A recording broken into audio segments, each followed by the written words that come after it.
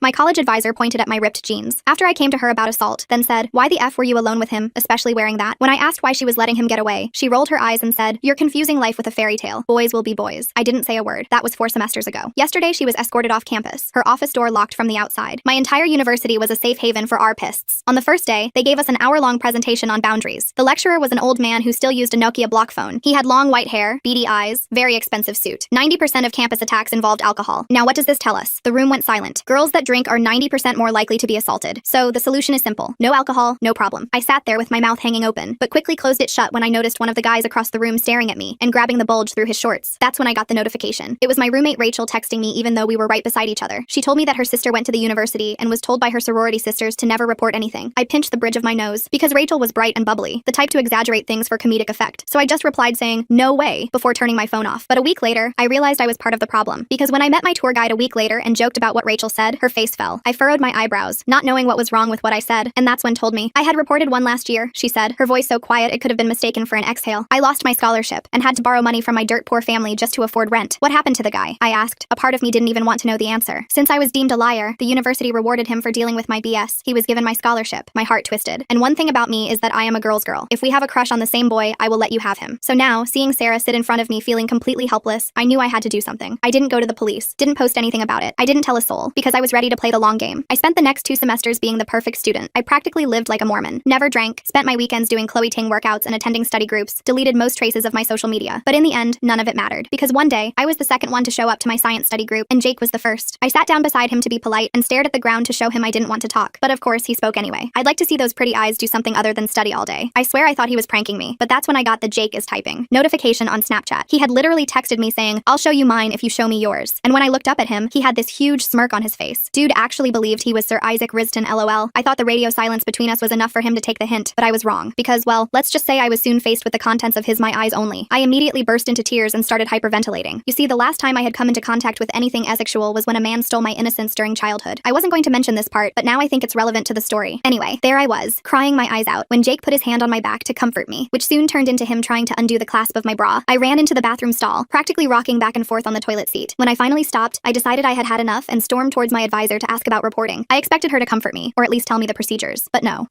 Why the F were you alone with him, especially wearing that?" She then pointed to my ripped jeans like they were to blame. I just smiled and walked away, because I had an ace up my sleeve, one that I didn't want to pull out unless I absolutely had to. My daddy was a rich lawyer. He was the one who had put my childhood ARPist away, and I knew he would do anything for me. And I had just recorded our entire conversation. I called my dad that night. He listened to the recording 3 times without saying a word. Then he told me to document everything and keep my head down for now. He said he'd file the complaint himself but needed more evidence first. I trusted him completely. The next morning, Jake was already spreading rumors about me. Apparently, I was unstable and making things up for attention. His fraternity brothers started showing up everywhere I went. They'd sit behind me in the library taking photos. They'd follow me to the dining hall and film me eating. One of them even stood outside my dorm room for 20 minutes just staring at the door. I kept my phone recording constantly. Sarah texted me that night asking if I was okay. She said she recognized what was happening because they did the same thing to her. I told her I was fine, but she could hear the fear in my voice through text somehow. Rachel started acting weird around me. She'd leave the room whenever I entered. She stopped inviting me to lunch. I figured Jake's crew had gotten to her too. Then one night she broke down crying. She told me they'd sent her anonymous messages about her scholarship. They said if she kept being my friend, they'd make sure she lost it. That's when she finally told me the truth about her sister. Her sister was Jake's first victim 2 years ago. She had to drop out after losing her scholarship. Rachel had been carrying that secret since freshman year. I hugged her and told her it wasn't her fault. We both cried for like an hour. The university started their investigation, but it moved at a snail's pace. They scheduled my first interview for 3 weeks out. Meanwhile, my grades started dropping mysteriously. Assignments I'd submitted on time were marked late. Tests I'd aced came back with failing grades. My attendance records showed absences on days I was definitely in class. Someone with admin access was messing with my records. I screenshot everything and sent it to my dad. He hired a private investigator immediately. The PI started digging into Jake's background and connections at the school. Turns out Jake's uncle worked in the administration office. The same uncle who handled Sarah's case, the same uncle who handled Rachel's sister's case. The pattern was obvious. They called me in for a mandatory meeting with 3 administrators. They said Jake had filed a countercomplaint against me for harassment. They showed me edited screenshots of messages that made me look crazy. Messages I'd never sent. Someone had photoshopped whole conversations. I stayed calm and asked for copies of everything. They refused, said it was confidential. I recorded that too. My dad's PI discovered the administrator helping Jake was definitely his uncle. The guy had been there for 15 years. He had access to everything. Student records, complaint files, security footage. He could make anything disappear. And apparently he had been doing exactly that for years. I came back to my dorm one day to find it completely ransacked. Nothing was stolen, but everything was touched. My underwear drawer was dumped on the bed. My laptop was moved. My photos were scattered on the floor. It was a message. They wanted me to know they could get to me whenever they wanted. I installed a hidden camera after that. Sarah reached out again and asked to meet in person. We met at a coffee shop off campus. She looked around nervously the whole time. Then she told me she'd kept copies of everything from her case. The security footage that supposedly got corrupted. The original complaint that supposedly got lost. Even emails from Jake's uncle telling her to drop the case or face serious consequences. She'd been too scared to do anything with it. Rachel's sister agreed to meet me too. She still had her original paperwork. The documents the university claimed never existed. She showed me emails from administrators gaslighting her, telling her she was confused about what happened, telling her she was ruining a good young man's future. We started a group chat with encrypted messaging. Just me, Sarah, Rachel, and her sister at first. Then Sarah knew another girl. That girl knew 2 more. Within a week, we had 7 victims all sharing their stories, all with similar experiences, all involving Jake or his friends, all handled by his uncle. Rachel decided to go undercover. She started hanging out with Jake's friend group, pretending she'd ditched me for them. They bought it immediately. Guys like that always think girls will choose them over their friends. She learned about their group chats, their shared drives, the way they talked about us like we were conquests, like trophies. One night, she texted me frantically. She'd gotten into one of their laptops at a party, found a folder labeled wins. It was full of photos and videos of girls from our school, some clearly taken without consent, some showing girls who were obviously too hammered to know what was happening. I felt sick, but we finally had real evidence. My dad's PI had been building a timeline, tracking down former students who'd transferred suddenly, following paper trails of complaints that went nowhere. He found 12 victims over 5 years, 12 girls who'd been failed by the same system, by the same administrator, by the same group of guys who thought they were untouchable. Jake started getting bolder. He'd show up wherever I was, stand just close enough to make me uncomfortable, close enough that I could smell his cologne, the same cologne from that day in the study room. He'd smirk at me, whisper things when no one else could hear, tell me I should just give up, tell me no one would believe me, tell me I was wasting my time. His uncle called me in for another meeting, told me my grades were slipping, that maybe I should consider transferring, that this environment might not be healthy for me. I smiled and nodded and recorded every word. He had no idea what was coming. The other girls were getting braver too. We met in person for the first time, all 7 of us in Sarah's apartment. We compared notes, shared evidence, cried together, laughed together, felt less alone. Some of them had been carrying this weight for years. Finally, having people who believed them changed everything. Rachel kept feeding us information from the inside. Jake's group was planning something big for the upcoming party. They were joking about finding fresh meat, about teaching the uptight girls a lesson. She recorded everything on her phone. We knew we had to act soon. My dad had been working with his legal team, building an airtight case, but he said we needed one more thing. We needed Jake to admit what he'd done, to implicate himself and his uncle, to show the pattern clearly. It seemed impossible. Guys like Jake don't confess. They deny until the end. But I had an idea. I knew Jake's biggest weakness was his ego. He couldn't resist bragging about his conquests, his connections, his untouchable status on campus. So I set up a meeting with him in the library, 3rd floor, back corner, the same spot where everything started 3 months ago. I made sure to arrive early, found a table with good acoustics, and tested my recording app multiple times. The little red dot blinked steadily. Then I waited, watching students filter past with their coffee cups and heavy backpacks, oblivious to what was about to happen. He showed up 20 minutes late on purpose. Classic power move. He sauntered in wearing his usual uniform, khakis, boat shoes, that navy polo with his fraternity letters embroidered on the chest. He sat down across from me with that same smirk that used to make my skin crawl. Now it just made me more determined. I kept my face neutral, channeling every acting class I'd ever taken. Told him I wanted to talk about dropping my complaint. His eyes lit up like a kid on Christmas morning. He leaned back in his chair like he'd already won, man-spreading and taking up more space than necessary. I fed him exactly what he wanted to hear, each word carefully rehearsed. Said I was tired of fighting the system, that my grades were suffering from all the stress, that I just wanted to move on with my life and forget this whole mess. He ate it up like the privileged predator he was. Started talking about how smart I was being, how this was best for everyone involved, how glad he was that I finally understood how things worked in the real world. Then I played dumb, widening my eyes just enough to seem naive. Asked him why the university was so against me, why they seemed to take his side immediately without even investigating properly. That's when his ego took over completely. He started bragging about his uncle, the dean of student affairs, about how many times his uncle had handled situations like this, about how the system was designed to protect guys like him from misunderstandings. He actually used air quotes. I kept asking innocent questions, tilting my head like I was genuinely curious. He kept answering, getting more animated with each response. Told me about Sarah, the scholarship student from last year who'd tried to report him, about Rachel's sister who'd been too traumatized to even finish filing paperwork, even mentioned names I didn't recognize, Jessica, Maria, Ashley, girls who'd left school suddenly mid-semester, girls who'd been too scared to even file reports. He was practically glowing with pride, like he was recounting sports victories instead of destroying lives. Rachel was positioned at another table 15 feet away, recording from a different angle with her laptop camera aimed our way. She'd told Jake's friends she was studying for organic chemistry there. They didn't suspect anything. Why would they? She'd been hanging with them for weeks now, laughing at their stupid jokes, pretending to be impressed by their trust funds, playing the role perfectly while documenting every disgusting thing they said. Jake leaned in close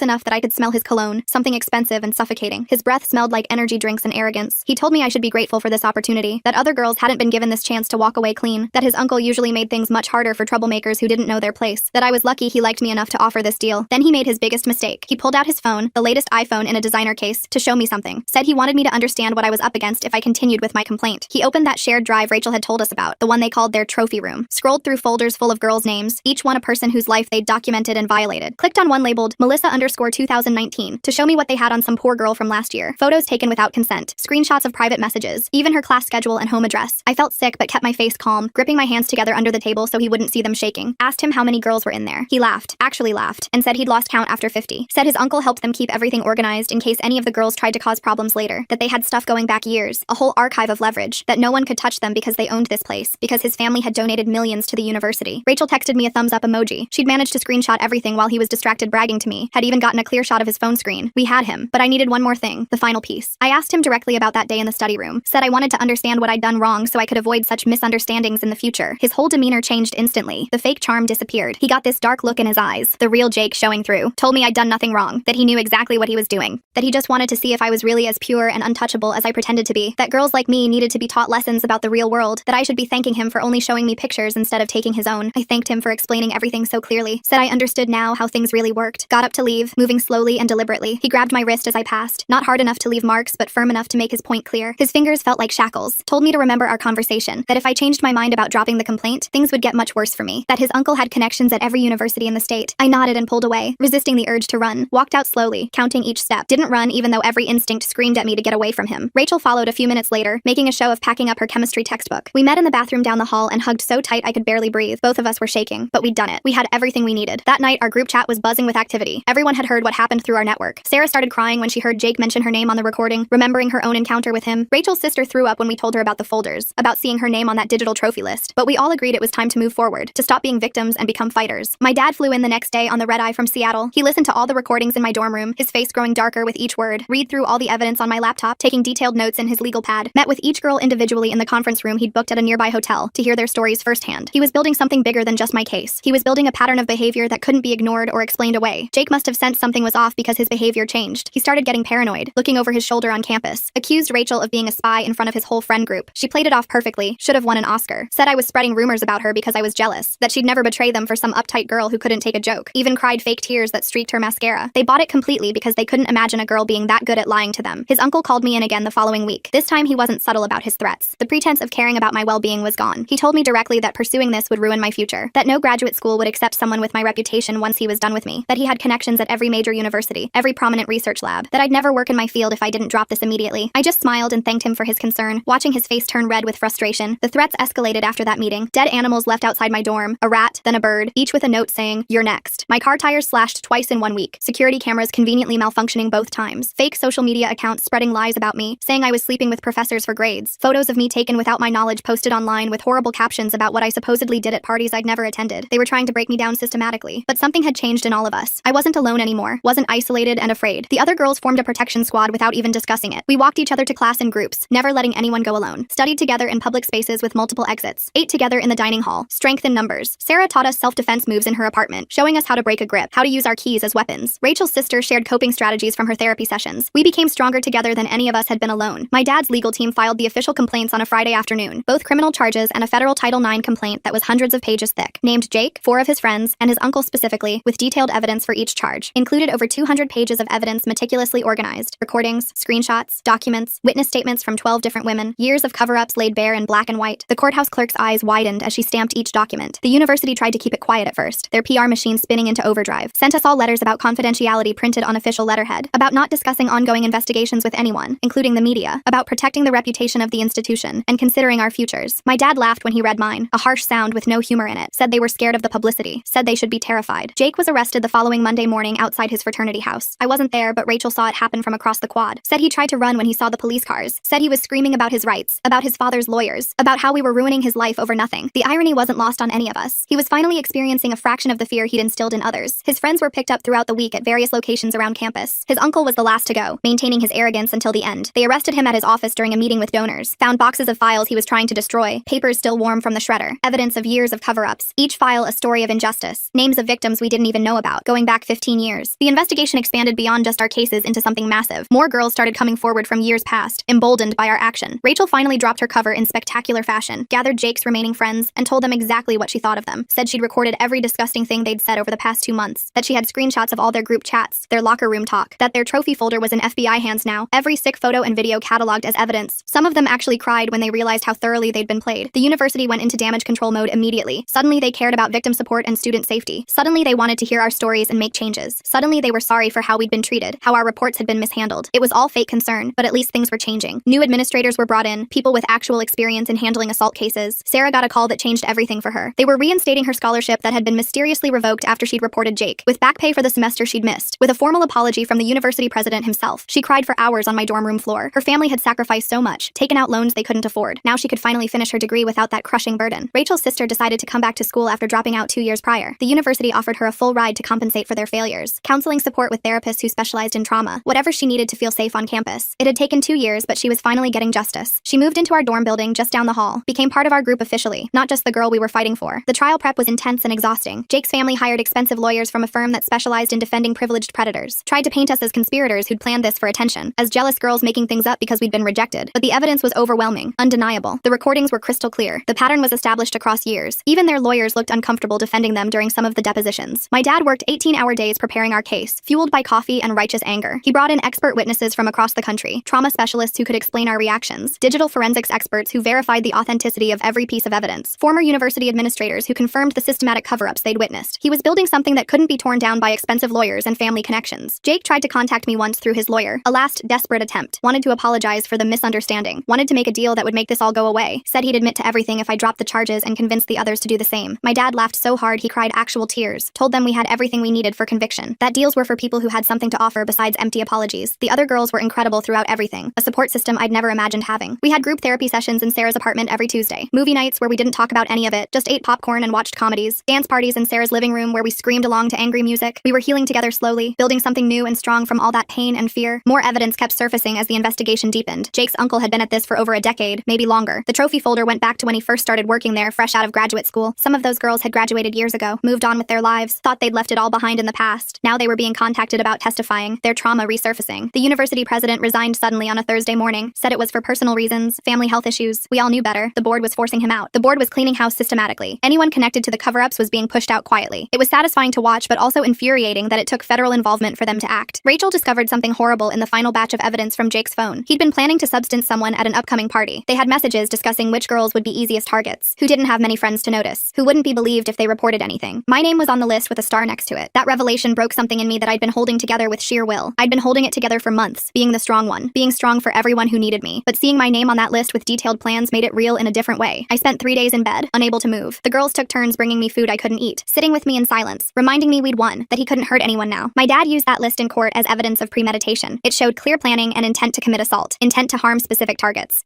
Jake's lawyers tried to argue it was just talk between college boys, just jokes between friends that were taken out of context. But combined with everything else, it painted a clear picture for the jury. These weren't mistakes or misunderstandings. This was predatory behavior from someone who'd been enabled his whole life. The university settled the civil suits quickly and quietly. They couldn't afford the publicity of a drawn-out trial with daily news coverage. Each victim received substantial compensation, scholarship reinstatement for those who'd lost funding, formal apologies that actually acknowledged wrongdoing, policy changes named after us that would protect future students. It wasn't enough for what we'd endured, but it was something tangible. Jake's uncle pled guilty to avoid the spectacle of a trial. Couldn't face having all his crimes laid out publicly for his colleagues to see. He got 5 to 7 years in federal prison, lost his pension he'd built over decades, his reputation in academic circles destroyed forever. Everything he'd built by destroying others crumbled. He looked small in his orange jumpsuit at sentencing, pathetic and ordinary without his power. The criminal trial for Jake and his friends took months of preparation and testimony. We all testified over several days, faced brutal cross-examination from defense attorneys, relived our worst moments in front of strangers who were judging our credibility, but we did it together as a united front, supported each other through the hardest questions, held hands during the worst parts when they showed evidence, refused to be broken by the process designed to break us. Jake took the stand in his own defense against his lawyer's advice. It was a catastrophic mistake. He couldn't help himself, the narcissism too strong, started lying about things we had recordings of him saying, got angry when confronted with his own words, showed everyone in that courtroom exactly who he really was beneath the polished exterior. His lawyers looked defeated as he destroyed his own case. The jury deliberated for less than a day before returning. Guilty on all counts: assault, conspiracy, harassment. Jake got 8 to 12 years in state prison. His friends got various sentences based on their level of involvement. When they read the verdict, Jake's mom screamed from the gallery, called us liars and whores, had to be physically removed from court by bailiffs. I felt nothing but hollow victory. After it was over, we all went to Sarah's apartment in silence, ordered pizza that sat mostly uneaten, cried until we had no tears left, laughed at things that weren't funny, felt empty and full at the same time, drained but complete. Justice had been served, but it didn't erase what happened to us. Didn't give us back the time we lost to fear, the innocence stolen by predators. But it was something real and final. The university implemented new policies within months, independent reporting systems run by trained professionals, mandatory training that actually addressed consent and bystander intervention, support services run by people who understood trauma and believed survivors. It wasn't perfect, but it was better than before. Future students would be safer because we fought and won. I started speaking at other schools the following semester, sharing our story to packed auditoriums, warning about the signs everyone missed, teaching girls to trust their instincts when something felt wrong, to support each other instead of competing, to document everything because memory could be questioned, to never give up even when the system failed them. My dad came to every speech when he could, said he was proud of me afterward, that I was stronger than he ever imagined possible. Sarah graduated with honors that spring, gave a speech at commencement about resilience and finding strength in community, about finding your voice when others tried to silence it, about the power of believing survivors and standing together. She got a standing ovation that lasted 5 minutes. Jake's empty seat in the audience said everything that needed to be said about consequences. Rachel's sister finished her degree too after returning, walked across that stage with her head held high and shoulders back. Her family cried in the audience. Rachel cried beside me. We all cried together. It had been a long journey back, but she made it. Proved that they couldn't destroy destroy her spirit, that she was more than what happened to her in that dark room. Our group stayed close after graduation, bonds unbreakable. We had connections forged in fire and struggle, understanding born from shared trauma and triumph, love that came from seeing each other at our absolute worst and choosing to stay anyway. We were more than survivors now. We were sisters in every way that mattered, warriors who'd fought together, champions for each other, and those who came after. The ripple effects continued for years afterward. Other universities started investigating similar patterns of cover-ups. More administrators were exposed and removed. More victims found justice and closure. We'd started something bigger than just our individual cases. We'd changed how these things were handled systemically, made it harder for predators to hide behind institutional protection. I still have nightmares sometimes that wake me in cold sweats, still flinch at certain smells that bring me back, still feel my heart race in empty study rooms with no windows. But I also feel proud of what we accomplished, strong in ways I never imagined, connected to something bigger than myself or my trauma. We'd faced monsters and won decisively, protected future students from similar harm, refused to be silenced by power and threats. Jake will be out eventually on parole. His uncle too if he serves minimum time. They'll have to register as offenders for life, live with restrictions on where they can work and live, face consequences for the rest of their lives wherever they go. It's not enough for what they took from us and others, but it's something tangible. And sometimes something has to be enough to move forward. The university put up a plaque in the library last year, right where Jake cornered me that first time. It talks about consent and respect, about resources for those who need help, about the importance of believing survivors and taking action. I like to think of him seeing it when he gets out someday, knowing that spot where he felt powerful and untouchable now stands for everything he tried to destroy, that his hunting ground became a monument to his downfall. We won in every way that mattered. It cost us everything, but we won completely. And now when I tell this story to new audiences, I don't shake anymore from remembered fear. Don't cry from the pain of memory. Just feel proud of what we accomplished together, of who we became through struggle, of the girls we protected by refusing to stay silent when silence was expected, by playing the long game with patience, by winning against those who thought they were untouchable. I spent the next few weeks trying to get back to normal, started going to classes again, eating regular meals, sleeping through the night without waking up in panic. The other girls and I still met up twice a week at Sarah's place. We'd order Chinese food and watch trashy reality TV. Nobody talked about the trial or what came next. We just existed together in comfortable silence. Then one Tuesday my phone buzzed during chemistry lab. It was my dad. Jake's family was appealing the verdict. They'd hired some hotshot lawyer from New York. Guy specialized in getting rich kids out of trouble. My hands started shaking so bad I dropped my test tube. The TA asked if I was okay. I wasn't, but I nodded anyway. The lawyer started a media campaign immediately. Went on every podcast that would have him. Said we were a coordinated group of liars, that we'd planned this whole thing for money, that the university settlement proved we were just after cash. He had this smooth way of talking that made lies sound reasonable, made Jake sound like the real victim. Rachel found the interviews first, sent them to our group chat at 2 a.m. We all stayed up listening to this man twist our truth into something ugly. He claimed the recordings were edited, that we'd seduced Jake and his friends for evidence, that my dad had coached us all on what to say. Every word felt like being assaulted all over again. Sarah wanted to respond publicly, do our own interviews, set the record straight, but my dad said no, said it would only give them more ammunition, that we'd won in court where it mattered, that public opinion couldn't change the verdict. He was right, but it still hurt watching people online debate whether we were telling the truth. The appeals process meant more meetings with lawyers, more depositions, more questions about every detail of our lives. Jake's new lawyer was worse than the others. He'd ask about our dating histories, our social media posts from high school, whether we'd been drinking at parties freshman year, trying to find anything to make us look bad. I started getting messages from strangers, some supportive, most not. They'd found my Instagram even though it was private, somehow got my phone number, my email. Random numbers would call at 3 a.m., breathing heavy, whispering threats, saying they knew where I lived, that Jake was innocent, that I'd ruined a good man's life. Campus security increased patrols around our dorms, but they couldn't be everywhere. I'd see guys who looked like Jake's friends and panic, run to the nearest building, hide in bathrooms until my heart stopped racing. Later I'd realize they were just random students, but in the moment my body couldn't tell the difference. Rachel's mental health started deteriorating. She'd been so strong during the trial, our secret weapon, but the aftermath was crushing her. She stopped going to classes, stopped showering. Her roommate called me worried, said Rachel hadn't left her bed in 3 days, just stared at the ceiling playing the same song on repeat. We staged an intervention of sorts, all showed up at her dorm with her favorite snacks, didn't leave until she talked to us. She broke down completely, said she felt guilty for betraying Jake's friends, even though they were monsters, even though she'd done the right thing. She couldn't shake the feeling that she was a terrible person. Sarah's family started getting calls too. Her little sister was being bullied at school, kids saying her family was full of liars, that Sarah had made everything up for attention. Her parents wanted her to come home, transfer schools, start fresh somewhere nobody knew her name, but Sarah refused to run. The university tried to distance themselves from the whole situation, stopped returning our calls about the promised policy changes. The new support services were understaffed and underfunded. The independent reporting system was run by one overworked counselor. Everything they'd promised was falling apart already. My grades were suffering from all the stress. I'd been pre-med since freshman year, had a 3.9 GPA before all this started. Now I was barely passing organic chemistry, couldn't focus during lectures, kept having flashbacks during labs. My advisor suggested taking a semester off, but I couldn't let them win like that. Jake's uncle got transferred to a minimum security facility, some country club prison with tennis courts. His lawyer argued he wasn't a physical threat, just a white-collar criminal who destroyed evidence. The judge agreed, said he'd served enough time in regular prison. It made me want to scream at the injustice. Then something shifted. A journalist reached out through my dad, real investigative reporter, not some podcaster looking for clicks. She'd been following our case for months, had done deep research into Jake's family, found patterns going back generations, wanted to tell the real story if we'd cooperate. We met her at a diner off campus. She was older, maybe 50s, had kind eyes and rough hands, showed us her previous work exposing corruption, SX trafficking rings, corporate cover-ups. She wasn't interested in drama, just facts, just truth. We agreed to work with her. She spent weeks interviewing each of us separately, asked hard questions but respectfully, actually listened to our answers, fact-checked everything we said, dug into court records, university finances, found connections we we'd missed. The story was bigger than even we'd realized. Jake's family had been donating to the university for decades, not just normal donations, targeted ones, to specific administrators, to specific programs, always right after someone in their family got in trouble. Jake's older brother had similar accusations in high school, all buried with money. The article came out on a Monday morning, front page of a major newspaper, picked up by wire services immediately. It laid out everything in devastating detail: the systematic cover-ups, the financial connections, the generational pattern of abuse, names, dates, dollar amounts, all verified and fact-checked. Jake's family lawyer went silent after that. No more podcasts, no more interviews. The appeal suddenly stalled. Their PR firm dropped them as clients. Other victims started coming forward, not just from our university, from Jake's high school, his brother's fraternity at another college. The pattern was undeniable. The university board called an emergency meeting. This time they couldn't ignore it, couldn't claim ignorance. The article had exposed too much. Alumni were pulling donations. Parents were threatening to pull their kids. The damage to their reputation was catastrophic. They needed to act decisively. They fired 3 more administrators who'd been named in the article, launched a real investigation into decades of cover-ups, hired an outside firm to overhaul their entire reporting system, allocated actual money for victim support services. It was everything they should have done initially. Rachel started getting better after the article came out, said seeing the truth in print made her feel validated, like she hadn't imagined how bad it was. She started going to therapy twice a week, taking her medication regularly, slowly returning to herself, still fragile but fighting. Sarah got into her dream graduate program, full scholarship to study public policy, wanted to work on legislation protecting students, make real systematic change. Her family was so proud. Her little sister wrote her college essay about having a hero for a sister, made us all cry when Sarah shared it. I managed to salvage my grades somewhat, retook organic chemistry over the summer, got my GPA back above 3.5. Not what it was before, but respectable. My med school applications talked about overcoming adversity, about fighting for justice. Some schools rejected me, others saw strength in survival. Jake's appeal was formally denied. His lawyer withdrew from the case. His family stopped visiting him in prison. Even they couldn't pretend anymore. He was truly alone with the consequences of his actions. No money or connections could save him now. He'd have to serve his full sentence. More universities started reaching out, wanting us to speak about our experience, help them reform their systems. We started a consulting firm of sorts, reviewing policies, training administrators, making sure other students wouldn't face what we did, turning our trauma into something productive. The nightmares faded slowly. Therapy helped. Time helped. Having each other helped most. We'd text at random hours, share memes, complain about normal things, boys who ghosted us, professors who assigned too much reading, regular college problems that felt like gifts after everything. Rachel's sister graduated with her social work degree, got a job at a crisis center, helping other survivors navigate the system. She said our fight had inspired her career choice, that she wanted to be the advocate she'd needed, to make sure nobody felt alone in their worst moments. I ran into one of Jake's former friends at a coffee shop. He looked away immediately, practically ran out the door, left his expensive latte on the counter. It was a small moment but satisfying. They'd all transferred schools after the article. Couldn't handle everyone knowing what they'd done. The trophy folder evidence led to more investigations. FBI got involved, found similar groups at other schools. A whole network of entitled predators sharing tactics, sharing victims. The investigation expanded nationally. Our case had exposed something massive and systemic. My dad framed the newspaper article, hung it in his office, said it was the case he was proudest of, not because of the legal victory, but because we'd changed things, protected future students, refused to be silenced by power and money, made real lasting change. Sarah started dating someone new junior year. Nice guy from her statistics class. She was terrified at first, kept waiting for him to reveal some horrible secret, but he was just genuinely kind, patient with her triggers, understanding about her past, proof that good men existed. We all went to Rachel's graduation together, cheered embarrassingly loud when she walked. Her parents cried, her sister cried, we all cried again. She'd almost dropped out so many times, but she made it. Graduated with honors in psychology, planned to get her doctorate. The university put up a memorial garden, named it after all of us, had benches with plaques telling our story. It was beautiful but also strange, seeing our trauma memorialized in landscaping, but students would sit there studying, reading the plaques, learning what happened. That mattered. Jake wrote me a letter from prison. My dad intercepted it, asked if I wanted to read it. I said no. Whatever he had to say didn't matter. His words had no power over me anymore. My dad had it destroyed, said it was probably manipulation anyway, an attempt to maintain control. We started a scholarship fund with part of our settlement money for students who'd experienced assault, who needed financial help to stay in school. The university matched our contribution. It grew every year, helped dozens of students continue their education, something positive from all that pain. I got into medical school eventually. Not my first choice, but a good program. Specialized in trauma-informed care. Wanted to be the doctor I'd needed, who understood that healing wasn't linear, that trauma lived in the body, that believing patients was the first step. The 5-year anniversary of the trial passed quietly. We all met up for dinner. Nobody mentioned what day it was, just caught up on life, jobs, relationships, normal things. We'd integrated the experience. It was part of us, but didn't define us anymore. We were more than survivors now. Jake's uncle died in prison. Heart attack apparently. He was only 55. Jake wasn't allowed to attend the funeral. His family didn't want him there anyway. They'd disowned him completely. Changed their last name even. Wanted no connection to what he'd done. The changes at the university became a model for others. Federal guidelines were updated based on our case. Training programs implemented nationally. It wasn't perfect, but it was progress. Real systematic change that would outlast all of us. Our names attached to something meaningful. I still see Sarah regularly. She works in DC now, drafting legislation, making change at the highest levels. Rachel's a therapist specializing in trauma, helps other survivors find their voice. Her sister runs a nonprofit. We all found ways to transform pain into purpose. Sometimes I walk past that spot in the library, where it all started. The plaque is still there. Students sitting nearby studying, oblivious to the history. And that's okay. They're safe because we weren't, because we fought, because we won. That's enough for me.